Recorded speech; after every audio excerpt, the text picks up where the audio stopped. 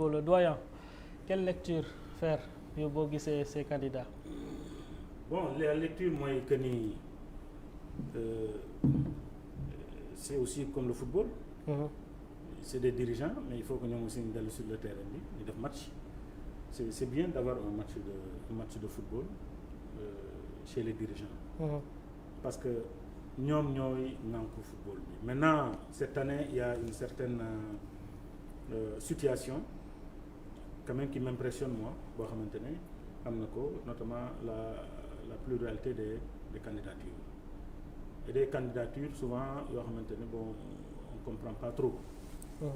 Mais li ma ci mën a jàpp mooy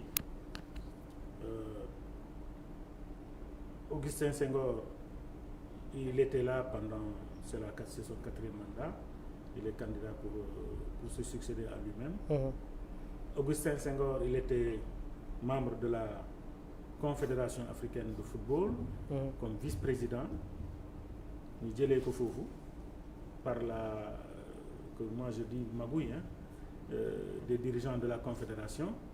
yoo xamante ne ce n'est plus le football qui est mis en avant mais c'est des intérêts crypto-personnels qui sont mis en avant. Alors du coup il se retrouve aujourd'hui avec comme titre président de la Fédération sénégalaise de football. Point. C'est un grand dirigeant du football sénégalais en tant que président de l'US Gorée. Est-ce qu'il faut suivre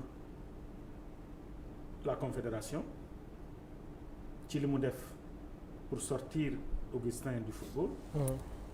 Parce que faire quitter ne pas réélire Augustin c'est de le faire sortir du football. Parce que dootul am titre. À côté il y a Madi Touré qui revient pour une seconde fois, le président de l'Académie Génération Foot. Une troisième. Voilà, pour une troisième. Bon, s'il est interdit de faire un troisième mandat, est-ce qu'il n'est pas interdit de faire une troisième candidature? Bon, bref, je suppose tout simplement. Donc, lui aussi revient pour une troisième fois, pour briguer un suffrage. Notre ami, très cher ami, Aline Goloko, qui commence à véritablement avoir un pied dans le football africain et mondial, très respecté, je le dis en connaissance de cause, beaucoup respecté au niveau international. Lui aussi qui vient pour être candidat. Keneen ki mooy Cheikh Gueye. Est-ce que candidat yi jeex nañ? Je ne sais pas. Ablaye Fall, bon, je pense que c'est sa première fois qu'il plonge. Moi je ne le voyais pas du tout. Peut-être ce sera le Messi. Mais je ne voyais pas du tout venir. Il a des soutiens en tout cas, et pas des moindres. Oui, c'est normal parce que c'est pas quelqu'un qui est venu récemment dans le football. Il a bourlingué.